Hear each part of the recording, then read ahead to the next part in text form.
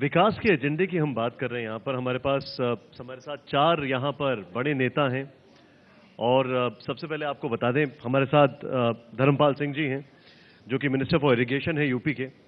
SP Singh Baghel साहब हैं minister for animal husbandry, minor irrigation और फिशरीज के हैं। हमारे साथ स्वतंत्र देव सिंह जी हैं जो minister of state for transport, protocol and energy, आपका भी स्वागत है। और हमारे साथ श्री लक्ष्मी नारायण चौधरी जी हैं जो कि minister for dairy development, religious affairs, culture, minority welfare, Muslim Waqf for हज। बहुत सारी जिम्मेदारियां हैं आपके पास। लेकिन सबसे पहले मैं शुरू करता हूं 47 मंत्री और 47वां दिन। सवाल यह है कि आप सभी लोगों ने अपने अपने मंत्रालयों में विकास के एजेंडे की क्या नींव रखी इन 47 दिनों में। सबसे पहले आपसे शुरू करता हूं, बताइए। देश की संपदा सोना चांदी, रुपया पैसा, धन दौलत नहीं है। देश की संपदा धरती है और धरती पर बहने वाली नदियां हैं। नदियां आज मर रही हैं, सूख रही हैं। सिंचाई महत्वपूर्ण विषय है। सिंचेन समृद्धि भवति, सिंचाई से ही समृद्धि आती है।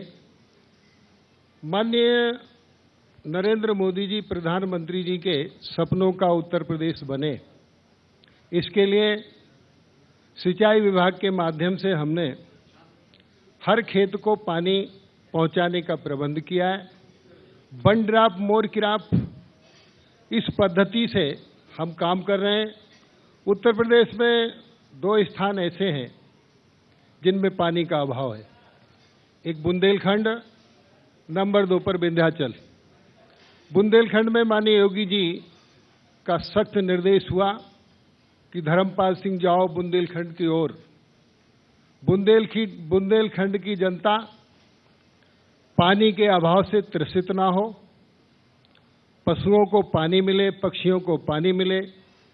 बुंदेलखंड का कोई भी किसान बुंदेलखंड छोड़कर पलायन ना करे। पानी पीने के बाद खेतों तक पानी का प्रबंध हो, इसका हम प्रबंध कर रहे हैं। पानी पहुंचाने के लिए काम भी किया है, विभिन्न तरीके की योजनाएं भी हैं। और आपने जो कहा कि हमने क्या प्लान किया, अभी हम 62 ट्यूबवेल लगा रहे हैं, राजकीय नलकूप। ये हम 3 महीने में आच्छादित कर देंगे। पानी का जहां अभाव है वहां पानी का प्रबंध करने का काम करेंगे। इस तरीके से उत्तर प्रदेश में अब कोई भी किसान आत्महत्या नहीं करेगा, किसान के चेहरे खिलेंगे, उसका उत्पादन बढ़ेगा। ऐसा प्रबंध हमने किया है। यही सवाल मेरा आपसे है बघेल जी कि पिछले 47 दिनों में आप लोगों ने क्या नींव रखी है विकास की, इसके बारे में बताएं, खासकर आपके मंत्रालय की अगर बात की जाए तो। जैसा कि प्रधानमंत्री जी ने कहा कि 2022 तक किसानों की आय को दुगना करना है, तो उसके तरीके भी होंगे दुगनी कैसे हो। जैसे उदाहरण के तौर से मैं जहां से आता हूं वहां आलू होता है लगभग 90% जमीन पर। ना तो अब उसका उत्पादन दुगना होगा और ना भाव दुगना होगा। गेहूं वाले अपने गेहूं का उत्पादन कर चुके हैं, बाजरा वाले बाजरा कर चुके हैं। किसान की और ना मिनिमम सपोर्ट प्राइस दुगनी होगी। तो आय बढ़ाने का तरीका है पशुपालन, फिशरीज, हॉर्टिकल्चर। संयोग से 2 विभाग मेरे पास हैं, पशुपालन और फिशरीज, मत्स्य पालन। पशुपालन पैरेलल इकोनॉमी हो सकती है किसान की। गुजरात जैसे राज्य में कोरियन साहब के सहयोग से पराग और अमूल और जो उन्नत किस्म के उन्होंने पशु पाले तो उन्होंने बढ़ाया। तो एक कामधेनु योजना है पशुपालन की, थी तो अखिलेश यादव जी के समय की, लेकिन वो फेल हो गई है क्योंकि उसमें 3 थी। एक कामधेनु 100 पशु वाली, फिर 50 पशु, 25 पशु, 80 लाख रुपए उसमें बिना ब्याज के 5 साल के लिए दिया गया। लेकिन संयोग से जिन लोगों पर पहले से बहुत सी चीज़ें थीं, पेट्रोल पंप है, भट्टा है, गैस एजेंसी है, अन्य साधन है, उन्होंने इस योजना को भी ले लिया, इसलिए वो फेल हो गई। अब हम उसमें चाहेंगे कि 10-10 पशु वाली हम लोग योजना रखें जिससे ज़्यादा लोग लाभान्वित हो सकें। और वो लोग सफल होंगे जो 5 बीघे ज़मीन में चरी करे, काटे, उसको कुटी काटे, सानी करे, गोबर डाल सके, भैंस दूध सके और दूध को बेच सके, वो कभी फेल नहीं होगा। जो लोग सर्वेंट से कराना चाहते हैं, खुद जाते नहीं थे, 10-12 उनके पास प्रतिष्ठान है, 11वां उन्होंने कामधेनु भी जोड़ लिया, वो लोग फेल हैं। तो इसको हम माइक्रो में लाएंगे कि ज़्यादा ज़्यादा। ये तो हमारा पशुपालन के मामले में। दूसरा ये करने जा रहे हैं कि जब हम लोग छोटे थे या बड़े भी थे तो गांव में बछड़ा पैदा होता था तो गुड़ बांटा जाता था, और बछिया पैदा होती थी तो मातम मनाया जाता था। उस समय बैलों से कृषि होती थी, और किसी की 2 गाय लगातार 7-8 बार बछड़ा दे दे तो बड़ा आदमी हो जाता था। बड़ा आदमी का मतलब है कि उसको 2 बैल अपने लिए रख लिए और बाकी बेच करके वो गृह उपयोगी चीज़ों को खरीद लेता था। अब ज़माना बदल गया है। अब ये है कि बैलों से खेती नहीं हो रही है, तो एक हमारे विभाग ने सीमन का सेग्रीगेट कर दिया है। मैं बताना चाहूँगा आपके माध्यम से पूरे उत्तर प्रदेश के पशुपालकों को कि यदि वो चाहेंगे तो 90 से 95% गारंटी रहेगी बछिया पैदा होने की। अब ये क्रांति आएगी। ऑपरेशन फ्लड से जितना दुग्ध क्रांति आई है, इससे अगर इसका उपयोग करेंगे लोग, हालांकि अभी पायलट प्रोजेक्ट के रूप में 2-3 जिले हैं, लेकिन उसमें कितना भी धन देना पड़े, हम कोशिश करेंगे कि ज़्यादा ज़्यादा धन दें जिससे बछिया पैदा हो और एक दुग्ध क्रांति हो।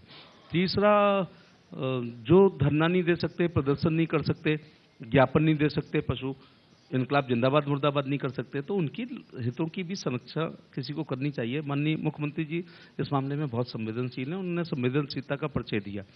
तो 612 ब्लॉकों पर हमारा सचल माने बहुउद्देशीय हॉस्पिटल चलेगा, और बहुत जल्दी टोल फ्री नंबर दे रहे हैं।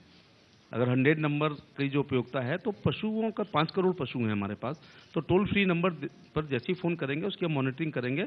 मैं उम्मीद करता हूं जब हर ब्लॉक को हम दे देंगे, 612 को दे दिए, 200-250 और दे देंगे, तो चूंकि हम लोग देहात से आते हैं, एक ब्लॉक के एक गांव से दूरस्थ गांव जाने में मुझे लगता है 30-35 मिनट लगेंगे। मिर्जापुर रॉबर्ट्सगंज को छोड़ दें तो आधे घंटे पौन घंटे में, अगर दूसरे पेशेंट को वो नहीं देख रहा है तो 1 घंटे में हमारा डॉक्टर चला जाएगा। कृत्रिम गर्भाधान के द्वारा ज़्यादा से ज़्यादा कोशिश करनी चाहिए। मैं बचपन में खुद गाय को लेकर के 10 किलोमीटर हम लोग सांड की तलाश में जाया करते थे, बड़ा अजीब सा लगता था, उसमें गारंटी नहीं होती थी कि वो मिल जाएगा। तो कृत्रिम गर्भाधान के द्वारा उन्नतशील पशुओं को हम लोग बच्चे पैदा करेंगे। बरेली में एम्ब्रियो ट्रांसप्लांट का भी हो गया है कि अगर आप ये कहना चाहते हैं कि दूध क्रांति से ज़्यादा गौ क्रांति हो रही है? नहीं, भैंस में भी एम्ब्रियो का जो, देखिए गाय अगर माता है तो मेरे अपने विचार हैं कि भैंस भी कोई ताई या मौसी ओसी हमारी लगती होगी, बकरी भी कुछ भतीजी वतीजी होगी। तो समस्त पशुओं का संवर्धन करने का हमारा है। गाय को काफ़ी रिलीजियस वेदों में कहा गया है, काफ़ी कुछ कहा गया है, लेकिन जहाँ तक दुग्ध के मामले में भैंस किसी से कम नहीं है। और जो आप ये दिन भर मिठाई खाते हैं, ये भैंस के दूध के मावा से ही आप मिठाई खाते हैं। तो एक ये करेंगे। तीसरा ये है कि गायों के संरक्षण के लिए बहुत जल्दी, जैसे सरकार ने अभी कहा है कि टास्क फोर्स भूमाफियाओं के खिलाफ लाएंगे। सबसे बड़ा लाभ मेरे विभाग को होने जा रहा है, क्योंकि जो पशुचर की भूमि थी, चारागाह थी, उस पर बहुत भयंकर अतिक्रमण हो चुका है। वो निकल आएगी तो फिर गाय को पॉलीथिन खाने की जरूरत नहीं होगी। हम कोशिश करेंगे कि चारागाहों में कुछ ऐसा इंतजाम करें कि गाय पानी पी सके और रह सके। स्वतंत्र देव जी, मैं आपसे जानना चाहूंगा कि संक्षेप में आपके अभी तक 47 दिन में आप लोगों ने ऐसा क्या काम किया जिसको लग रहा है कि अब आपका विभाग, खासकर ट्रांसपोर्ट की बात की जाए, तो वो विकास के पथ पर अग्रसर हो रहा है? हमारे सामने जो चुनौती थी परिवहन विभाग का, जब मैं पहली बार मंत्री बना, माननीय योगी जी से मिला, ये विभाग भ्रष्टाचार में ज्यादा था।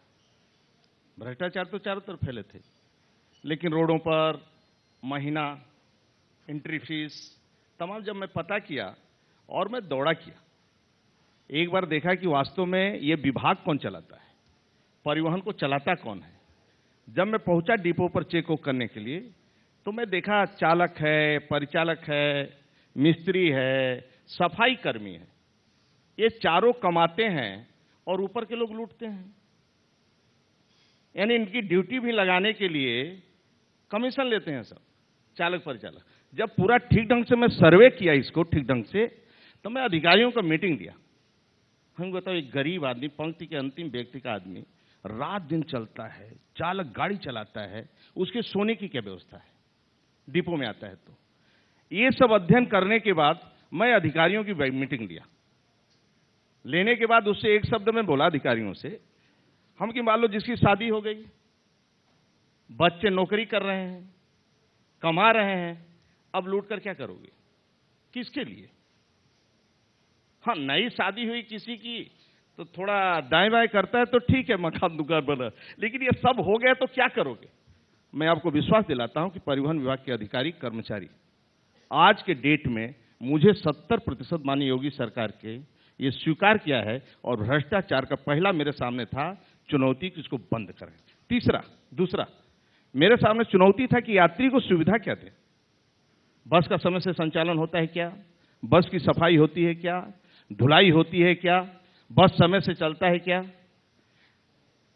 फिर इसके लिए मैं चुनौती और गांव को जोड़ने का लक्ष्य था, माननीय मोदी जी का सामना, माननीय योगी जी का। आज के डेट में मैं 1100 गांव, पर डे 500 गांव लिया था, 5 गांव एवरेज का, लेकिन वह 18 पर पहुंच रहे हैं, और 1100 गांव, 1100 लगभग हम नए में जोड़े हैं, और धीरे धीरे ये 11,000 मतलब इस प्रकार के हमारी ये चल रहा है।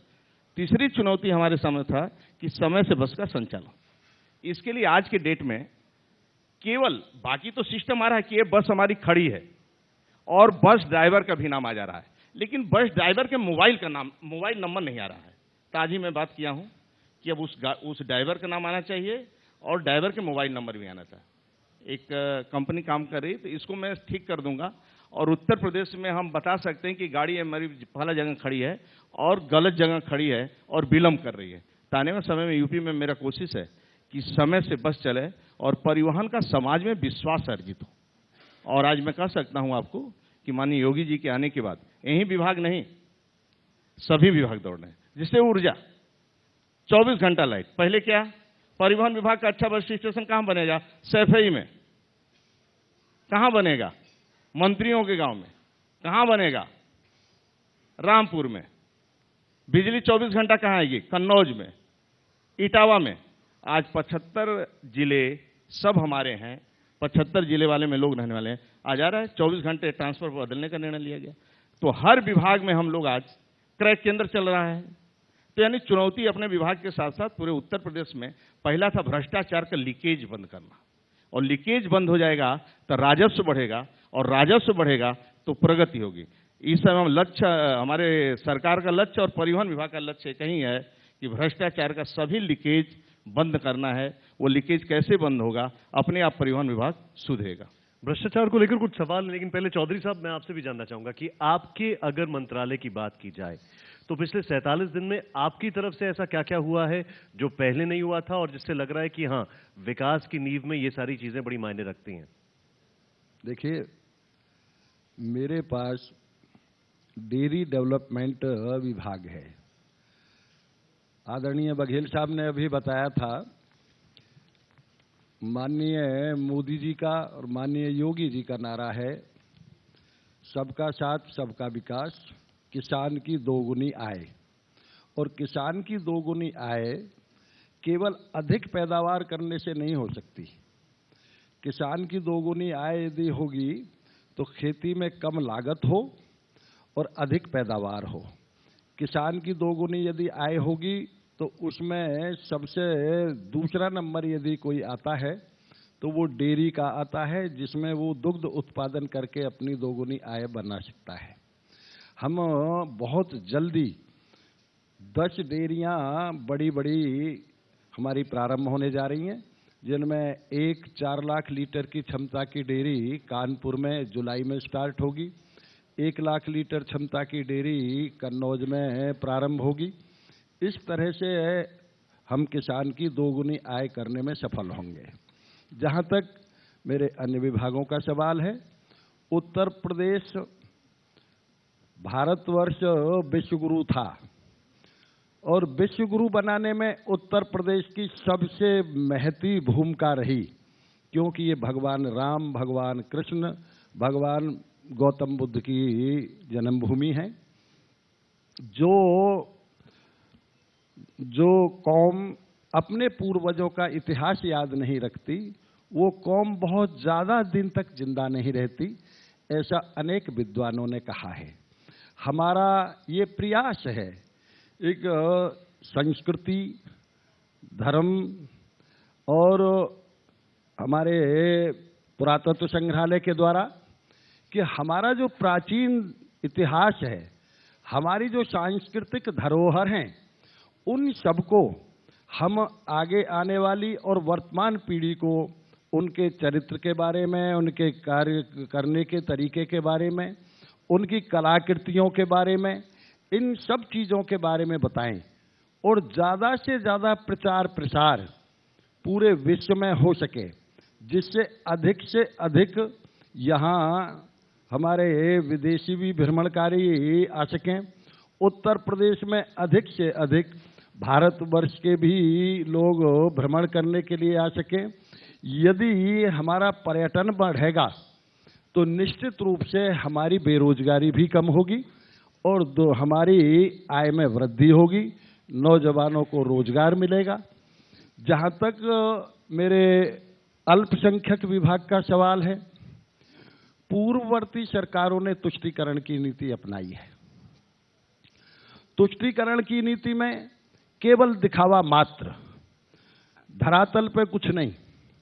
यदि उसमें कहीं वक्फ बोर्ड में जाया जाता है तो मेरे ख्याल से उसमें हजारों के नहीं अरबों के घोटाले हैं।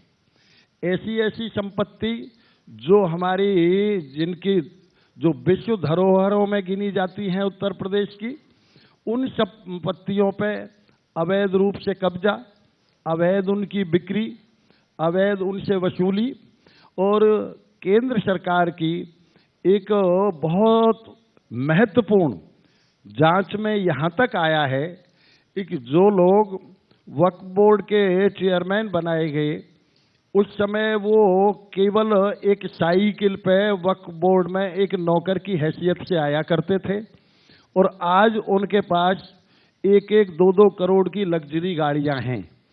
इतने इस तरह के घोटाले पूर्ववर्ती सरकारों के द्वारा किए गए।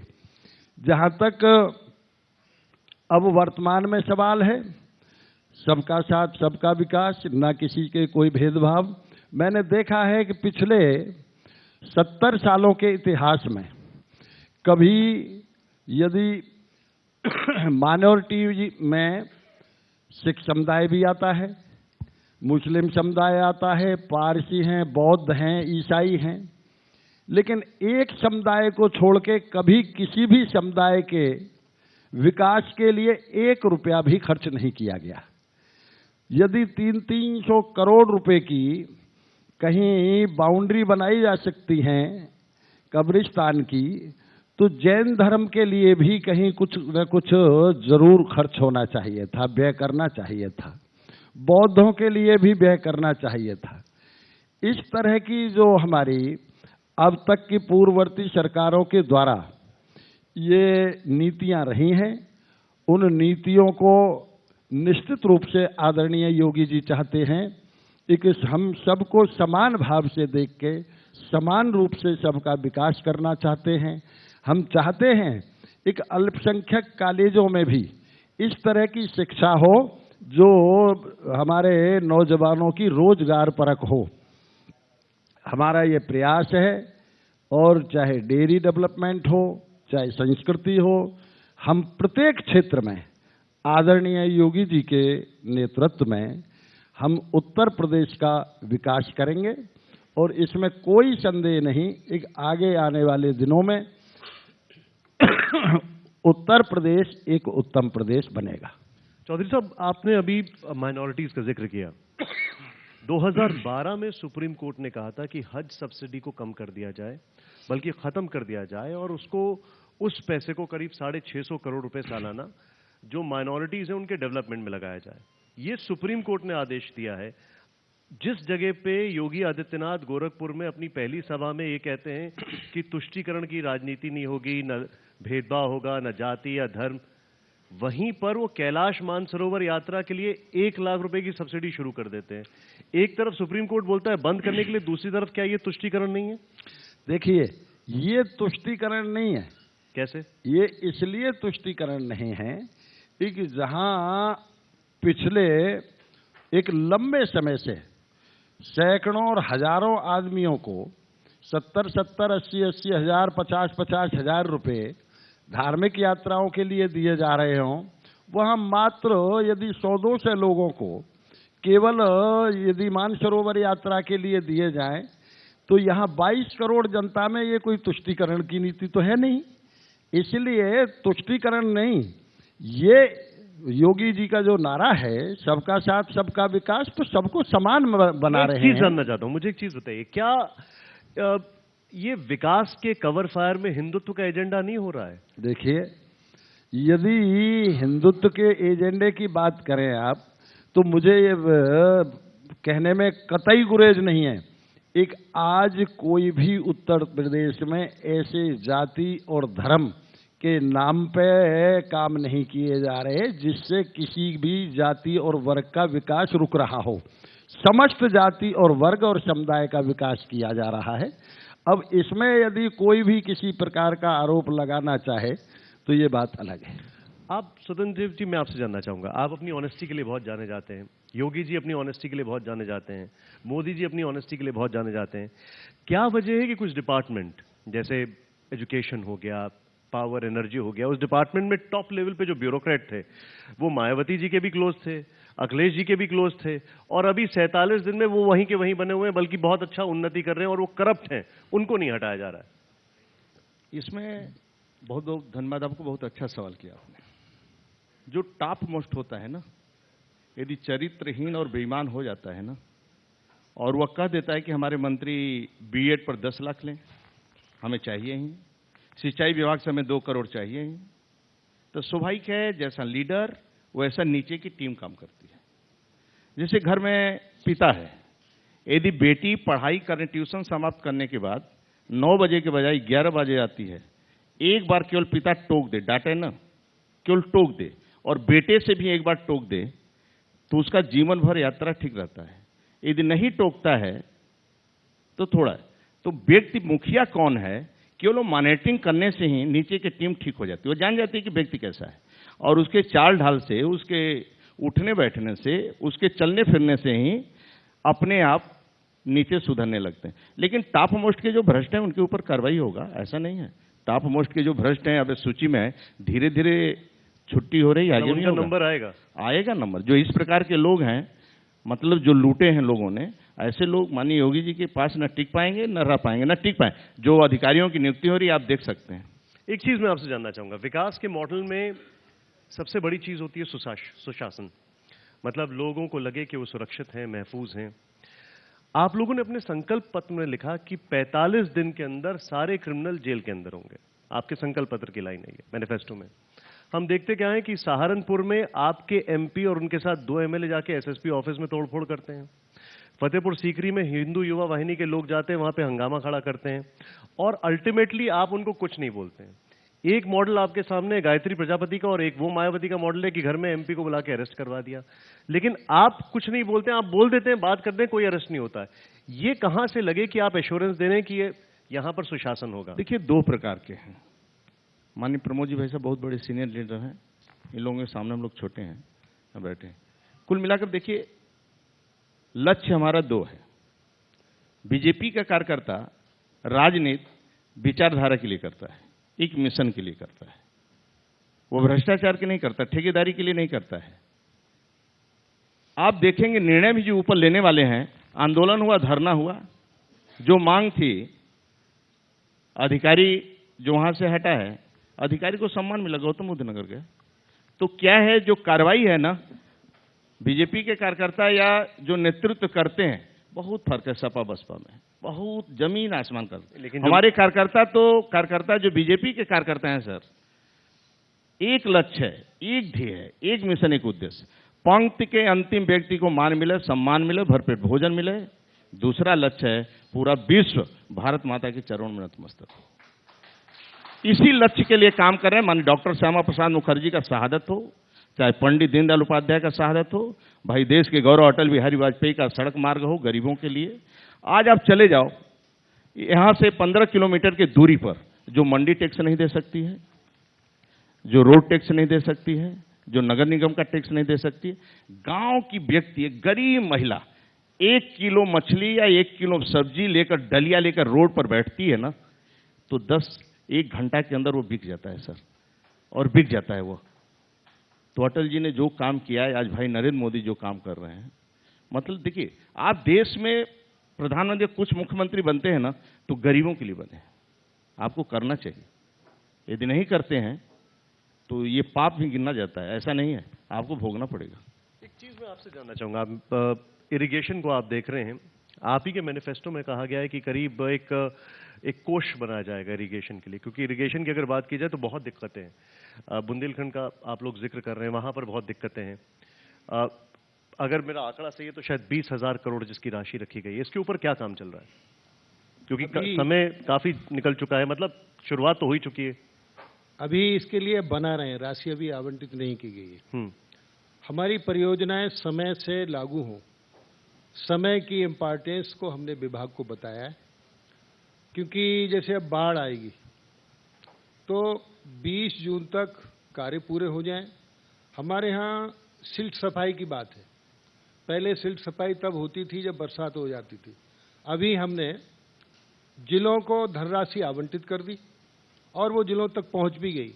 आज मैं विभाग में अधिशासी अभियंता और ऊपर के अधिकारियों को बुलाकर बैठक कर रहा हूं, उन्हें निर्देशित कर रहा हूं कि समय से पूरा काम निपटाएं।